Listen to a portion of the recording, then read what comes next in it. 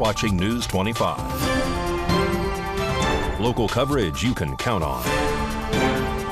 News 25 is brought to you by J.K. Nelson Law, voted best of Pahrump for 4 years. Give them a call, 775-727-9900. News 25 is also brought to you by Gunny's Air Conditioning and Heating. New, service, and repair. Call Gunny's, 775-727-6800.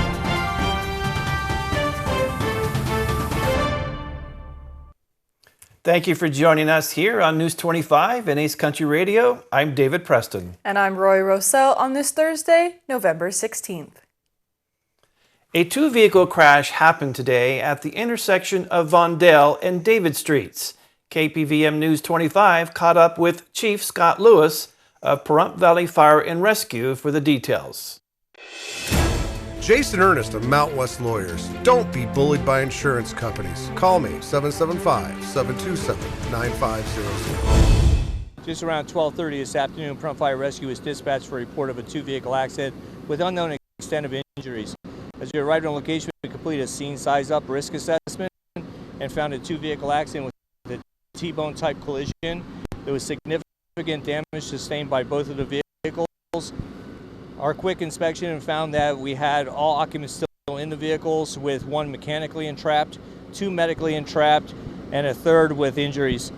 We added 2 additional medic star assignment and also added an airship, that being Mercy Air. 1 patient was flown to trauma, and 3 patients were subsequently transported to our local hospital. The scene is currently under investigation by the Nye County Sheriff's Office. Las Vegas Metro is asking for help identifying 2 additional individuals in connection to the November 1st, 2023 murder of Jonathan Lewis. Anthony Roberts has the story. The Las Vegas Metro Police Department have released the photos of 2 individuals that are still at large, who also took part in the murder of 17-year-old Jonathan Lewis. According to the report, Jonathan Lewis had been severely beaten by 10 school students between the ages of 13 and 17, which had allegedly started over a pair of stolen wireless headphones and a marijuana vape pen. Jonathan Lewis later died from his injuries. The Las Vegas Metro Police Department has announced they had 8 suspects in custody who will be facing murder charges. Anyone with any information about these 2 individuals that are still at large is asked to call the Las Vegas Metro Police Department Homicide Division at 702-828-3521 or email them at homicide@lvmpd.com. You can also contact Crime Stoppers by phone at 702-385-5555 or on the internet at www.crimestoppersofnv.com. Nathan Chasinghorse, who has been indicted with 18 counts in connection with alleged sexual abuse against a minor, is fighting these charges in Clark County District Court, and the Nevada Supreme Court has recently heard oral arguments on Wednesday in this case. The Nevada Supreme Court heard oral arguments on Wednesday as accused sexual offender Nathan Chasinghorse asks the state's high court to drop charges against him. The Dances with Wolves actor is being charged with 18 counts in Clark County District Court in connection with an alleged sexual abuse against 2 women. A jury trial remains on hold pending the Nevada Supreme Court's decision. Clark County Public Defender Christy Holston, who represents Chasinghorse, filed an appeal to the Nevada Supreme Court in May. Holston argued that prosecutors failed to present evidence that both women did not consent to sexual encounters. 17 counts in the indictment are related to the alleged long-term sexual abuse of a woman who said she was a former wife. Corina Leone, formerly Corina Chasinghorse, said that Chasinghorse first sexually assaulted her when she was 14 years old. She said that she was seeking help from the self-proclaimed medicine man to help heal her mother who had cancer. Leone, now 25, says he is a narcissist and he knowingly does what he does, and he does not have any remorse for it. What he did, he knows what he did. At the age of 16, Leone said that Chasinghorse asked her mother if she could be his wife. Several charges are related to the continued abuse that Leone says she has suffered. One count is an indictment is related to an alleged sexual assault of an adult woman. Both women said that Chasing Horse manipulated them through their spiritual beliefs. The state presented evidence that Nathan used grooming techniques to cause the girls to have vague concerns of negative spiritual consequences and made promises of spiritual help to obtain consent for sex. Holston had argued for all of the charges to be dismissed in Clark County District Court and previously made the same argument that there was a lack of evidence about non-consent on April 5th. Clark County Chief Deputy District Attorney Stacey Collins said that she was offended by Holston's claims of transsexual sex and a lack of non-consent. As also previously argued in District Court, Holston wrote in the appeal that prosecutors provided the grand jury with information about grooming, but that grooming is not an element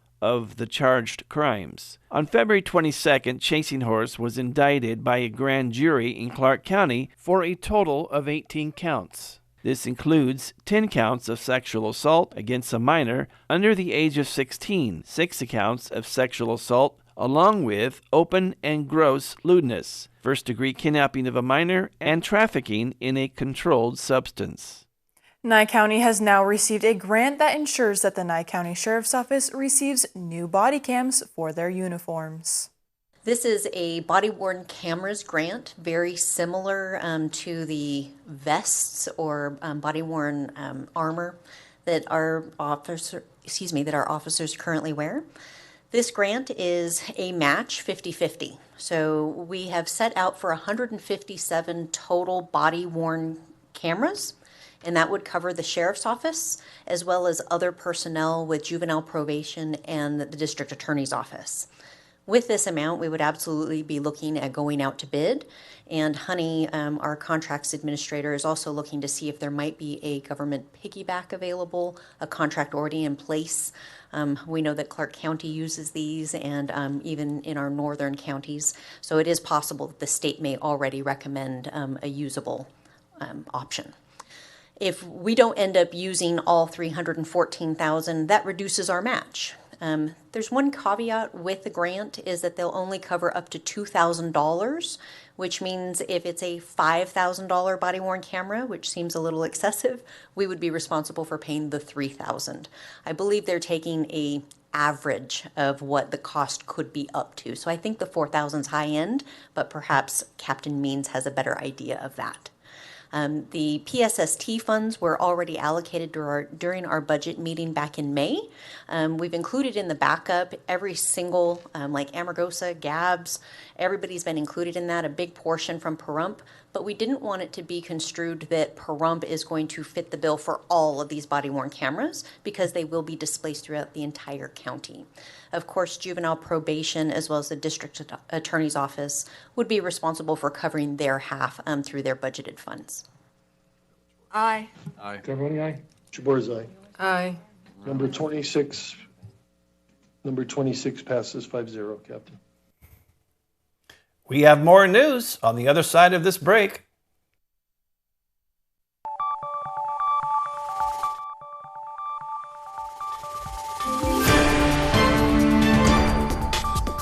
You're watching News 25. Local coverage you can count on.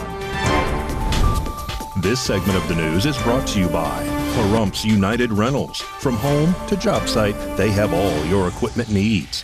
Call 775-990-4260. And welcome back. November 13th through the 17th is Crash Responder Safety Week, and officials are giving helpful tips to save lives. The week of Mikey November Ruhan 13th has the through details. 17th as Crash Responder Safety Week, recognizing the law enforcement officers, firefighters, emergency medical personnel, road maintenance crews, public service utility workers, and tow operators who place themselves in danger while performing valuable, life-saving work on Nevada's roadways. The Nevada State Police Highway Patrol, the Nevada Department of Transportation, the Nevada Office of Traffic Safety, the tow truck industry, and the Traffic Incident Management Coalition announced the Move Over campaign, aimed at raising public awareness of this important issue. Since 2003, Nevada law has required drivers to slow down and, if safe to do so, move over one lane when approaching any official emergency vehicles pulled over on the side of the road with red and blue emergency lights flashing. In 2017, the move over law expanded to include Nevada Department of Transportation vehicles, including freeway service patrol, construction vehicles, and tow trucks stopped on the side of the road with flashing amber or non-flashing blue lights activated. All 50 states have enacted move-over laws to protect first responders, emergency workers, and other personnel working alongside our nation's highways. It is important to point out that there are many more incidents each year that cause serious injuries to emergency responders, including career-ending, disabling injuries. There are dozens more property damage incidents that destroy expensive emergency vehicles that must be taken out of service, making them unavailable to meet the community's needs.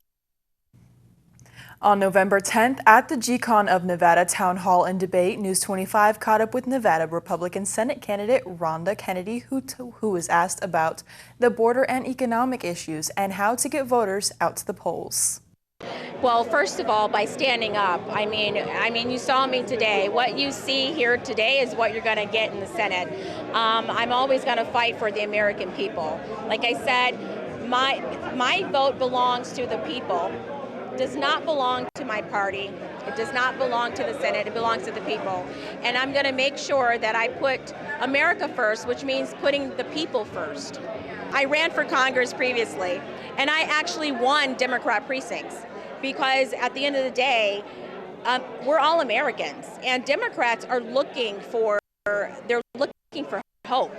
They want to run from the Democrat Party, and we just need to open that tent and let them in, and I do that. And so I'm attracted to Democrats and Republicans, independents. I get votes from everyone, and I think Jackie, of everyone on that stage today, I think Jackie Rosen's the most afraid of me because the normal Democrat stuff doesn't work. The racist, you're a misogynist. I mean, what you gonna do? Their normal playbook doesn't work on me like it does everyone else. I relate to those people. I relate to the younger generation, and I relate to the older generation. Why? Because I care, and they can genuinely see that I care. And I talk to those people, and I go to the places where nobody else wants to go. I've been on the historical west side of Las Vegas. Ask every candidate up there, have they been there to talk to people over there? Probably not. I've actually had 30 people on the west side of Las Vegas, the historical west side, which is the black side that always votes Democrat, change their voter registration to vote for me. They're Republicans now because they want to vote for me in the primary. I can fight with these people. I've been doing it. That's why I got so a little upset up there, is because I have been in the trenches. I have been in the swamp fighting against the swamp creatures, like Trump calls them. I have been fighting against them. I wasn't just fighting Democrats in California. I was fighting Republicans too, who didn't want me to open the gun stores, who wanted me to just keep the status quo. I did not. My website is rondakennedy.com, so RONDA Kennedy.com, and they can vote for me. Just register Republican to vote for me in the primary. A Nevada agency has received a federal grant of more than $740,000 to help a water habitat outside of Las Vegas. The Interior Department announced that it awarded a grant of more than $740,000 to the Southern Nevada Water Authority to protect the Warm Springs Natural Area, an oasis in Moapa. The 1,250-acre property, located about 55 miles northeast of Las Vegas, has more than 20 perennial springs that form the headwaters of Muddy River. Federal officials say these resources serve as the habitat for several protected and sensitive species, including the endangered Moapa dace, endangered southwestern willow flycatcher, and the threatened yellow-billed cuckoo. Funding for the Muddy River riparian corridor improvements will help widen the corridors along the river and establish new mesquite bosques, resulting in the creation of 12 acres of new habitat. And here's Mikey with your road trip tips.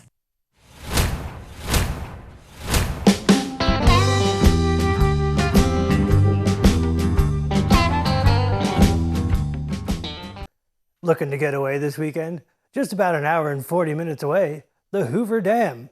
Hoover Dam is a concrete arch gravity dam in the Black Canyon of the Colorado River on the border between the U.S. states Nevada and Arizona. It was constructed between 1931 and 1936 during the Great Depression and was dedicated on September 30th, 1935 by President Franklin D. Roosevelt. Its construction was the result of a massive effort involving thousands of workers and cost over 100 lives. It was referred to as the Hoover Dam after President Herbert Hoover, and bills passed by Congress during its construction was named the Boulder Dam. It was named the Boulder Dam by the Roosevelt administration. The Hoover Dam name was restored by Congress in 1947. Hoover Dam impounds Lake Mead, the largest reservoir in the United States by volume when full. The dam is located near Boulder City, Nevada. The dam's generators provide power for public and private utilities in Nevada, Arizona, and California. Hoover Dam is a major tourist attraction with 7 million tourists a year. Here's a river view of the future dam site in 1904. Here's the Hoover Dam by Ansel Adams in 1941. Apache Indians were employed as high scalers on the construction of the Hoover Dam. If you would like more information, visit www.usbr.gov/LC/Hoover Dam. We'll have your rescue, pet, and health after the break.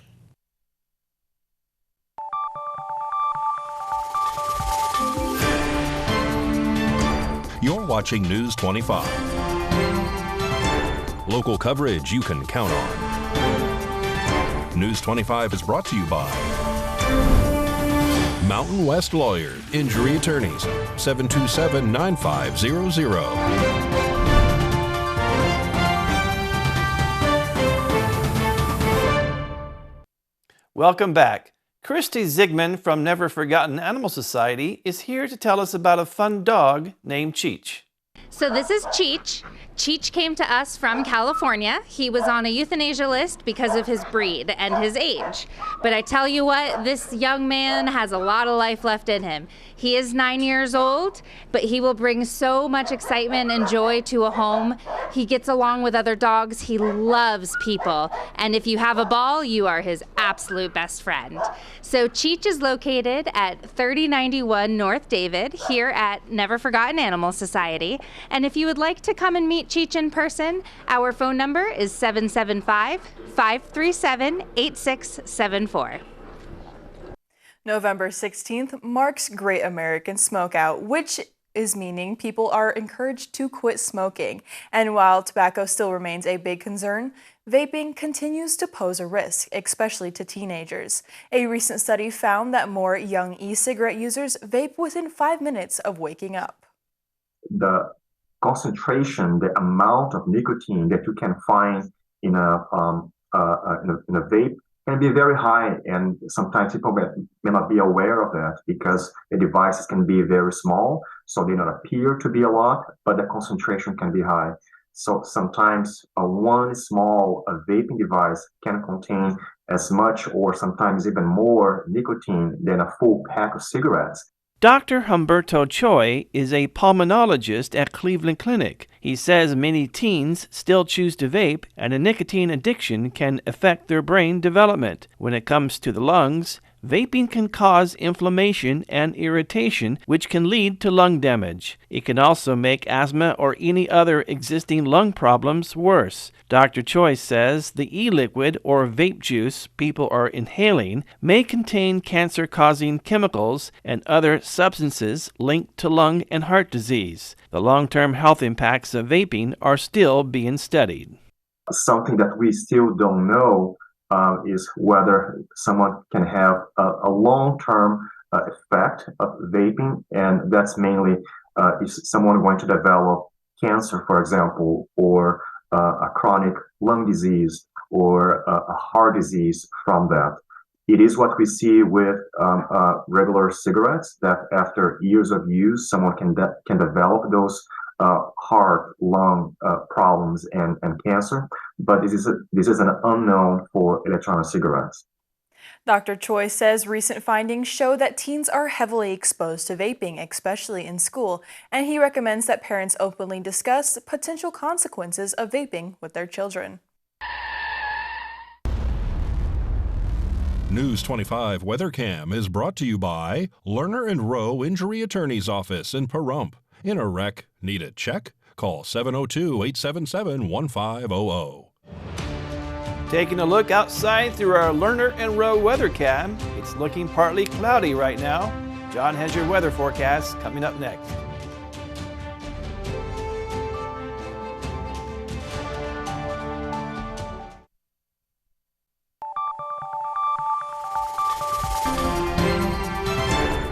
News 25 weather is brought to you by Dairy Council of Nevada. Undeniably delicious, undeniably dairy. Enjoy what's real.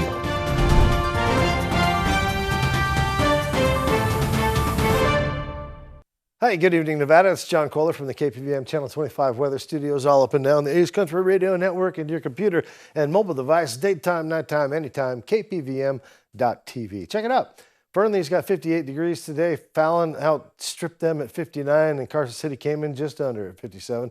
Mishmash of upper 50s up north. Tonopah saw 52, and that was as good as it got. Cold day in Tonopah. And you win the cool spot. Congratulations. Goldfield at 53, Beatty at 61. We got Amargosa coming in at 67 degrees with a vengeance. And Vegas breathing down their neck at 66. Death Valley, 75 degrees. Great time to visit Death Valley and do Death Valley stuff here in the Paradise Sprump. Let's take a look. Our current temperature, 62 degrees. Not too shabby. 68 just a little bit earlier. Yeah, it kind of felt like a cool 68, though, because all that humidity, 56% humidity index, just gets worse throughout the day. Sun rose this morning at 6:21, set this evening at 4:35, and how we miss it already. It's low tonight at 45 is where we're looking under clear skies. So we'll have some beautiful star watching, but kind of damp and cool because that humidity at 71%. Sure smells like some clouds tomorrow. Maybe rain, maybe rain. No, clouds for sure. And actually, they're kind of building. Friday and Saturday, we're going to see temperatures in the mid-60s.